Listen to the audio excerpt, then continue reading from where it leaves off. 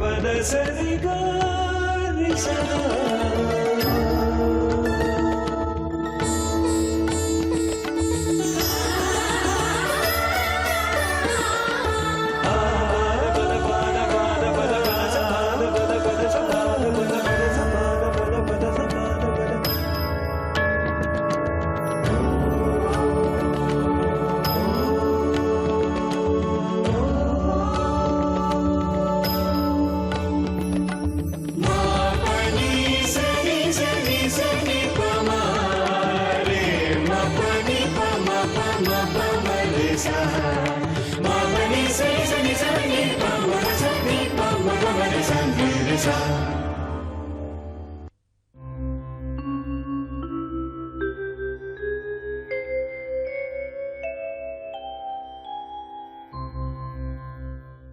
ಎಲ್ಲವೂ ಕೂಡ ಒಳ್ಳೆಯದೇ ಆಗ್ತಿದೆ ಅಂದಾಗ ನಮಗೆ ಖುಷಿ ಇದ್ದೇ ಇರುತ್ತೆ ತಾನೆ.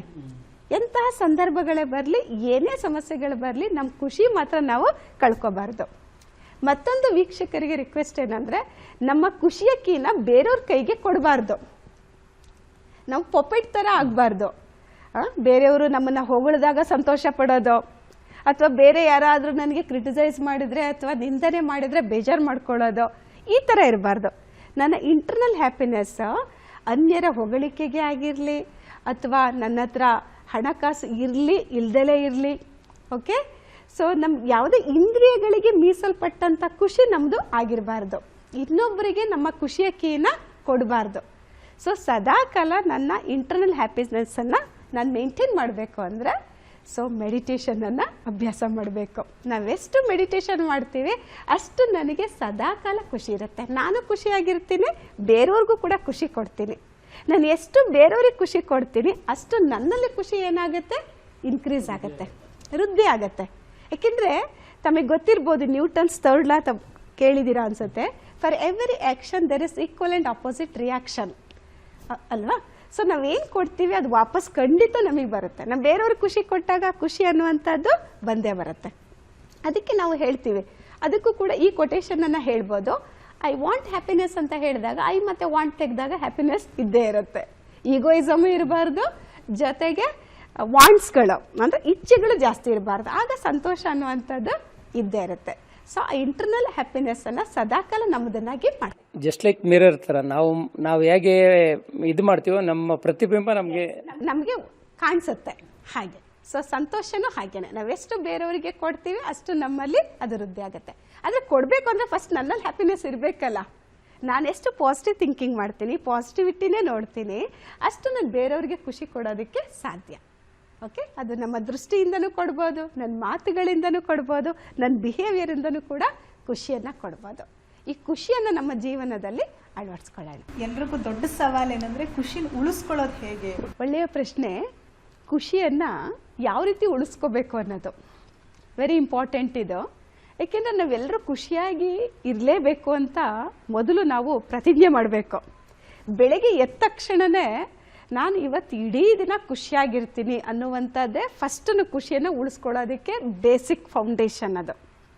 ಏಕೆಂದರೆ ನಾವೇನು ಥಾಟ್ಸ್ ಮಾಡ್ತೀವಲ್ಲ ಮಾರ್ನಿಂಗು, ಅದು ಇಡೀ ದಿನಕ್ಕೆ ಫೌಂಡೇಶನ್ ಅದು. ಬೆಳಿಗ್ಗೆ ಎದ್ದ ಕೂಡಲೇ ನಾನು ಸದಾಕಾಲ ಖುಷಿಯಾಗಿರ್ತೀನಿ ಅನ್ನುವಂತಹ ಒಂದು ಪಾಸಿಟಿವ್ ಥಾಟನ್ನು ಮಾಡಬೇಕು. ಮತ್ತು ನಾನು ಖುಷಿಯಾಗಿರಬೇಕು ಅಂದರೆ ಸ್ವಯಂ ಭಗವಂತ ಯಾರಾಗಿದ್ದಾರೆ, ಭಗವಂತನಿಂದ ಖುಷಿಯನ್ನು ಪಡ್ಕೋಬೇಕು ನಾನು. ಯಾಕೆಂದರೆ ಈ ಆತ್ಮ ಅನ್ನುವಂಥ ಬ್ಯಾಟ್ರಿ ಭಗವಂತ ಅನ್ನುವಂಥವ್ರು ಪವರ್ ಹೌಸ್. ಆ ಪವರ್ ಹೌಸ್ ಜೊತೆ ಎಷ್ಟು ನಾನು ಕನೆಕ್ಷನನ್ನು ಬೆಳೆಸ್ತೀನಿ ಅಷ್ಟು ಈ ಆತ್ಮರೂಪಿ ಬ್ಯಾಟ್ರಿ ಏನಾಗುತ್ತೆ, ಚಾರ್ಜ್ ಆಗುತ್ತೆ. ಆಗ ಖುಷಿ ಅನ್ನುವಂಥದ್ದು ನನಗೆ ಆಟೋಮೆಟಿಕಲಿ ಬರ್ತಾ ಹೋಗುತ್ತೆ. ಓಕೆ, ಸೊ ಇದು ಫೌಂಡೇಶನ್ ಆಗಿದೆ. ನಾವು ಖುಷಿಯನ್ನು ಪಡ್ಕೊಳ್ಬೇಕಾದ್ರೆ ಆತ್ಮರೂಪಿ ಬ್ಯಾಟ್ರಿಯನ್ನು, ಆತ್ಮ ಅನ್ನುವಂಥದ್ದೇನು ಭ್ರುಕುಟಿಯ ಮಧ್ಯಭಾಗದಲ್ಲಿದೆ, ಸೊ ಪರಮಾತ್ಮ ಪಾಯಿಂಟ್ ಆಫ್ ಲೈಟ್ ಆಗಿದ್ದಾರೆ. ಪರಮಾತ್ಮನ ಜೊತೆ ಎಷ್ಟು ನಾವು ಕನೆಕ್ಷನನ್ನು ಜೋಡಿಸ್ತೀವಿ ಅಷ್ಟು ಆತ್ಮರೂಪಿ ಬ್ಯಾಟ್ರಿ ಚಾರ್ಜ್ ಆಗ್ತಾ ಹೋಗುತ್ತೆ. ಆತ್ಮರೂಪಿ ಬ್ಯಾಟ್ರಿ ಚಾರ್ಜ್ ಆದಾಗ ಖುಷಿಯ ಶಕ್ತಿ ನಮ್ಮಲ್ಲಿ ವೃದ್ಧಿ ಆಗ್ತಾ ಹೋಗುತ್ತೆ. ಸೊ ಅದಕ್ಕೋಸ್ಕರ ನಾವೆಷ್ಟು ಮೆಡಿಟೇಷನ್ ಮಾಡ್ತೀವಿ ಅಷ್ಟು ಆತ್ಮರೂಪಿ ಬ್ಯಾಟ್ರಿ ಚಾರ್ಜ್ ಆಗುತ್ತೆ, ಖುಷಿ ಏನಾಗ್ತಾ ಹೋಗುತ್ತೆ, ಇನ್ಕ್ರೀಸ್ ಆಗ್ತಾ ಹೋಗುತ್ತೆ. ಸೊ ನಮ್ಮಲ್ಲಿ ಖುಷಿ ಇದ್ದಾಗ ನಾವು ಎಷ್ಟೇ ಪರಿಸ್ಥಿತಿಗಳು ಬಂದರೂ ಕೂಡ ಆ ಖುಷಿಯಿಂದ ನಾವು ಎದುರಿಸ್ತೀವಿ. ಸಮಸ್ಯೆಗಳು ಪ್ರತಿಯೊಬ್ಬರಿಗೂ ಬರುತ್ತೆ, ಬರಲ್ಲ ಅಂತ ಹೇಳಲ್ಲ. ಏಕೆಂದರೆ ತಾವು ಕೇಳಿರ್ಬೋದು ಇಂಪಾಸಿಬಲ್ ಅನ್ನುವಂಥ ಶಬ್ದನೂ ಕೂಡ ತಿಳಿಸುತ್ತೆ. ಐ ಆಮ್ ಪಾಸಿಬಲ್ ಅಂತ. ನಮ್ಮ ಜೀವನದಲ್ಲಿ ಯಾವುದು ಕೂಡ ಅಸಾಧ್ಯ ಅನ್ನುವಂಥದ್ದಿಲ್ಲ. ಅಂದಮೇಲೆ ನಮ್ಮ ಖುಷಿಯನ್ನು ಯಾಕೆ ಕಳ್ಕೋಬೇಕು? ಸೊ ಏನೇ ಪರಿಸ್ಥಿತಿ ಬಂದರೂ ಪಾಸಿಟಿವ್ ಆಗಿ ನೋಡುವಂಥದ್ದನ್ನು ನಾವು ಬೆಳೆಸ್ಕೋಬೇಕು. ಯಾರೇ ನಮಗೆ ಕ್ರಿಟಿಸೈಸ್ ಮಾಡಿದರೂ ಕೂಡ ನಿಂದಕರೇ ನಮ್ಮ ಮಿತ್ರರು ಅಂತ ತಿಳ್ಕೊಳ್ಬೇಕು. ಫರ್ಗಿವ್ ಆ್ಯಂಡ್ ಫರ್ಗೆಟ್ ಅಂತ. ಯಾರೇ ನಮಗೆ ನಿಂದನೆ ಮಾಡಿದ್ರು ಅವ್ರನ್ನ ಫರ್ಗಿವ್ ಮಾಡಿ ನಂತರ ಫರ್ಗೆಟ್ ಅಂತ.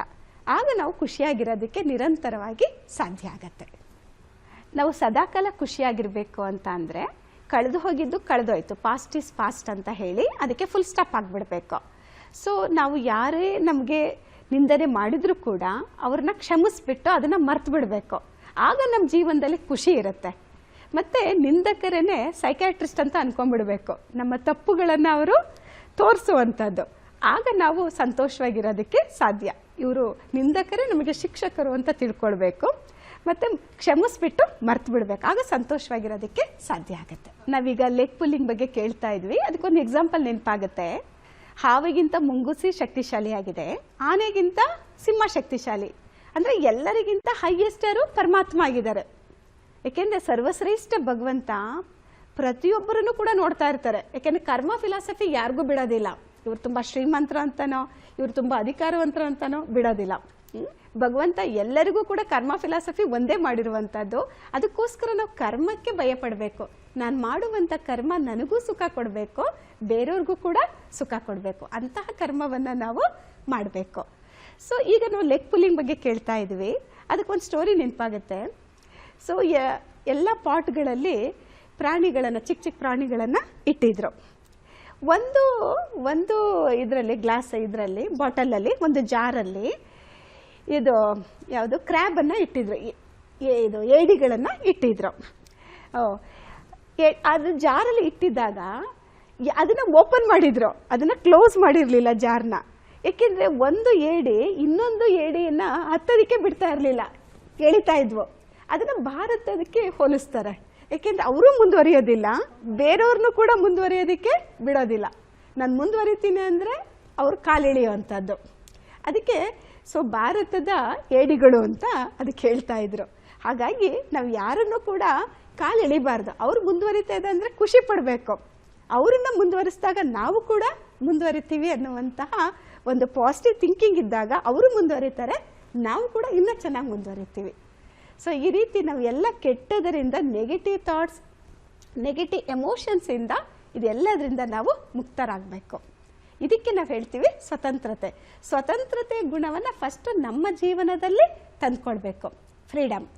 ನಂತರ ಅನ್ಯರ ಜೊತೆಯಲ್ಲಿ ಈ ಎಲ್ಲ ಜಾಲಿಂದ ಮುಕ್ತರಾಗಿ ಸದ್ಗುಣಗಳಿಂದ ನಾವು ನಡ್ಕೊಳ್ಬೇಕು. ಓಕೆ, ನಾವು ಬೇರೆಯವ್ರ ಬಗ್ಗೆ ನೆಗೆಟಿವ್ ಥಿಂಕು ಮಾಡಬಾರ್ದು, ನೆಗೆಟಿವ್ ಶಬ್ದಗಳನ್ನು ಕೂಡ ಆಡಬಾರ್ದು, ಮತ್ತು ನೆಗೆಟಿವ್ ಬಿಹೇವಿಯರ್ ಕೂಡ ಇರಬಾರ್ದು. ಆಗ ನಮ್ಮ ಜೀವನದಲ್ಲಿ ಸತ್ಯವಾದ ಸ್ವತಂತ್ರತೆಯನ್ನು ಅನುಭವ ಮಾಡೋದಕ್ಕೆ ಸಾಧ್ಯ. ಈ ಸತ್ಯವಾದ ಸ್ವತಂತ್ರತೆ ಬರಬೇಕು ಅಂದರೆ ಇಂಪಾರ್ಟೆಂಟ್, ನಮ್ಮನ್ನು ನಾವು ಸೋಲ್ ಅಂತ ತಿಳ್ಕೊಂಡು, I am not this physical body, just I am a soul ಅಥವಾ ಪಾಯಿಂಟ್ ಆಫ್ ಲೈಟ್ ಅಂತ ತಿಳ್ಕೊಂಡು, ಪರಮಾತ್ಮ ಯಾರು ಪಾಯಿಂಟ್ ಆಫ್ ಲೈಟ್ ಆಗಿದ್ದಾರೆ, ಅವ್ರನ್ನ ನಾವು ನೆನಪು ಮಾಡಿದಾಗ, ಅವ್ರ ಜೊತೆ ಕನೆಕ್ಷನ್ ಜೋಡಿಸಿದಾಗ ಈ ಆತ್ಮರೂಪಿ ಬ್ಯಾಟ್ರಿ ಚಾರ್ಜ್ ಆಗುತ್ತೆ. ಚಾರ್ಜ್ ಆದಾಗ ನಾವು ಎಲ್ಲ ಕೆಟ್ಟದ್ರಿಂದ, ನೆಗೆಟಿವಿಟಿಯಿಂದ ಮುಕ್ತರಾಗ್ತೀವಿ, ಸ್ವತಂತ್ರರಾಗ್ತೀವಿ. ಆಗ ನಮ್ಮ ಜೀವನದಲ್ಲಿ ವ್ಯಾಲ್ಯೂಸ್ ಬರ್ತಾ ಹೋಗುತ್ತೆ.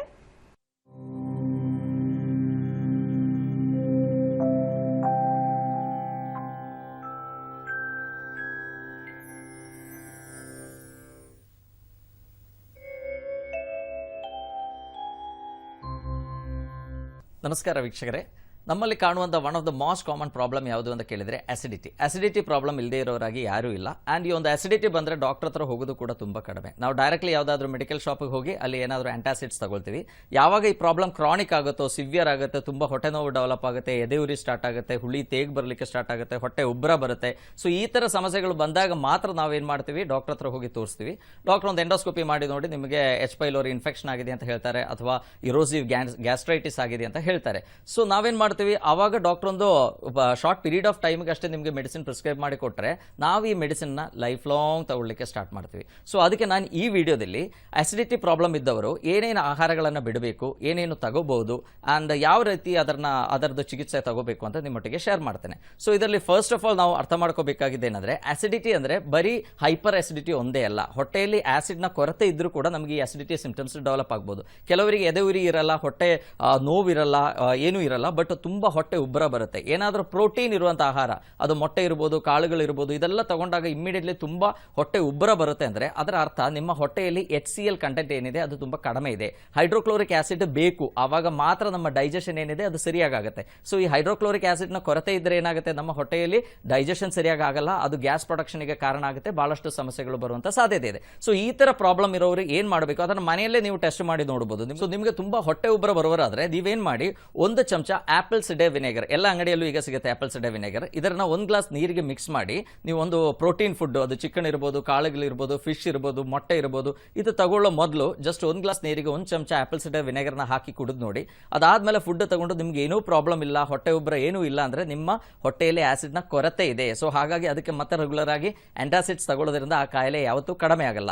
ಸೊ ಅಂಥವ್ರು ನಾವೇನು ಮಾಡಬೇಕು, ಒಂದು ನಾನೀಗ ಹೇಳ್ದಂಗೆ ಆಪಲ್ ಸಿಡೆ ವಿನೆಗರ್ನ ತಗೋಬಹುದು, ಇಲ್ಲಾಂದ್ರೆ ಪ್ರತಿ ದಿವಸ ಆಹಾರದ ನಂತರ 1 ಚಮಚ ಶುಂಠಿಯನ್ನು ಜಸ್ಟ್ ಜಜ್ಜಿ ಜ್ಯೂಸ್ ಮಾಡಿ ಅದನ್ನ ಸೇವಿಸುವುದು ತುಂಬಾ ಒಳ್ಳೆಯದು. ಇಲ್ಲಾಂದ್ರೆ ಫುಡ್ ಆದ್ಮೇಲೆ ಜೀರಿಗೆ ಕಷಾಯ, ನಿಮಗೆಲ್ಲ ಗೊತ್ತು ಜೀರಿಗೆ ಕಷಾಯ ಹೇಗೆ ಮಾಡಬೇಕು ಅಂತ. 1 ಚಮಚ ಜೀರಿಗೆನ 1 ಗ್ಲಾಸ್ ನೀರಿಗೆ ಹಾಕಿ ಕುದಿಸಿ ಅದು ಅರ್ಧ ಗ್ಲಾಸಿಗೆ ಬದಿಸಿ ಅದನ್ನ ಆಫ್ಟರ್ ಫುಡ್ ತಗೊಂಡ್ರೆ ಏನಾಗುತ್ತೆ, ಈ ಗ್ಯಾಸ್ ರಿಲೀಸ್ ಆಗುತ್ತೆ. ಅಂಡ್ ಈ ತರ ಪ್ರಾಬ್ಲಮ್ ಬರ್ಲಿಕ್ಕಿರುವಂತ ಮುಖ್ಯ ರೀಸನ್ ಏನು ಅಂತ ನೋಡಿ ಅದಕ್ಕೆ ಟ್ರೀಟ್ಮೆಂಟ್ಗಳನ್ನ ನಾವು ಮಾಡಬೇಕಾಗುತ್ತೆ. ಕೆಲವು ಸಲ ನಿಮ್ಮ ಹೊಟ್ಟೆಯಲ್ಲಿ ಒಳ್ಳೆ ಬ್ಯಾಕ್ಟೀರಿಯಾಗಳ ಕೊರತೆ ಇರಬಹುದು, ಕೆಟ್ಟ ಬ್ಯಾಕ್ಟೀರಿಯಾಗಳ H. ಪೈಲೋರಿ, ಈಗ ಎಲ್ಲರ ಹೊಟ್ಟೆಯಲ್ಲಿ ಕೂಡ ಈ ಸಮಸ್ಯೆ ಕಂಡು ಬರ್ತಾ ಇದೆ. ಸೊ ಹಾಗಾಗಿ ನಾವೇನ್ ಮಾಡಬೇಕು, ಒಳ್ಳೆ ಬ್ಯಾಕ್ಟೀರಿಯಾಗಳು ಇರುವಂತಹ ಆಹಾರಗಳನ್ನ ತಗೋಬೇಕು. ಪ್ರೋಬಯೋಟಿಕ್, ನಾವು ತಂಗಳನ್ನ ಅಂತ ಹೇಳ್ತೀವಿ, ನಿಮ್ಮೆಲ್ಲ ಕೇಳಿರ್ಬೋದು. ತಂಗಳನ್ನ ನಾವು ಯಾವತ್ತೂ ತಗೊಳ್ಳೋದಿಲ್ಲ, ಅದು ನಮ್ಮ ಮನೆಯಲ್ಲಿರುವ ಹಸುಗೆ ಅಷ್ಟೇ ಕೊಡ್ತೀವಿ. ಸೊ ಆ ತಂಗಳನ್ನವನ್ನ ಏನ್ ಮಾಡಬೇಕು, ಪ್ರತಿ ದಿವಸ ಬೆಳಗ್ಗೆ ಸ್ವಲ್ಪ ಮೊಸರು ಪಲ್ಯಗಳೆಲ್ಲ ಹಾಕಿ ಸೇವಿಸಿದ್ರೆ ಅದು ತುಂಬಾ ಹೆಲ್ಪ್ ಆಗುತ್ತೆ, ನಿಮ್ಮ ಅಸಿಡಿಟಿಯನ್ನು ಕಡಿಮೆ ಮಾಡಲಿಕ್ಕೆ ಅದು ತುಂಬಾ ಹೆಲ್ಪ್ ಆಗುತ್ತೆ. ಅಂಡ್ ಅದೇ ತರ ಕೆಲವರಿಗೆ ಹೈಪರ್ ಅಸಿಡಿಟಿ ಪ್ರಾಬ್ಲಮ್ ಇರುತ್ತೆ, ಅಂದ್ರೆ ತುಂಬಾ ಎದೆ ಉರಿ ಬರೋದು, ಹುಳಿ ತೇಗು ಬರ್ತಾ ಇರೋದು, ಇರೋಷನ್ ಆಗೋದು. ಸೊ ಈ ತರ ಸಮಸ್ಯೆ ಇರೋರು ಏನ್ ಮಾಡಬೇಕು ಅಂದ್ರೆ, ಎಷ್ಟಿ ಮಧು ನಿಮ್ಗೆಲ್ಲ ಗೊತ್ತು, ಜ್ಯೇಷ್ಠ ಮಧು ಅಂತ ಹೇಳ್ತೀವಿ.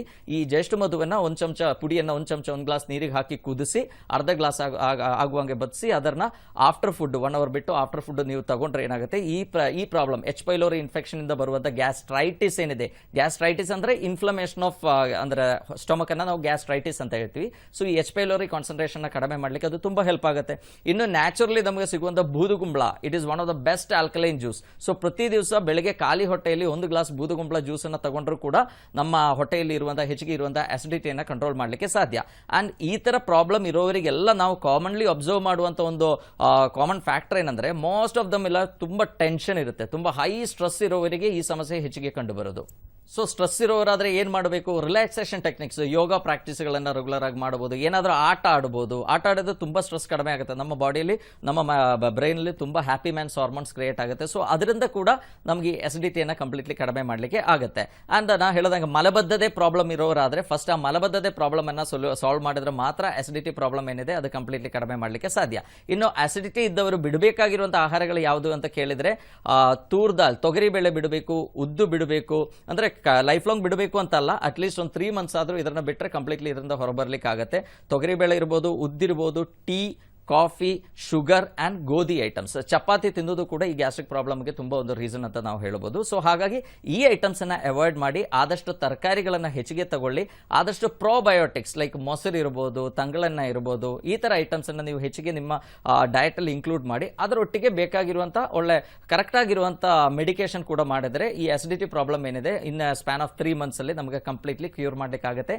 ಎಲ್ಲರೂ ಇದನ್ನು ಫಾಲೋ ಮಾಡಿ ಅಂತ ಹೇಳ್ತಾ ಧನ್ಯವಾದ.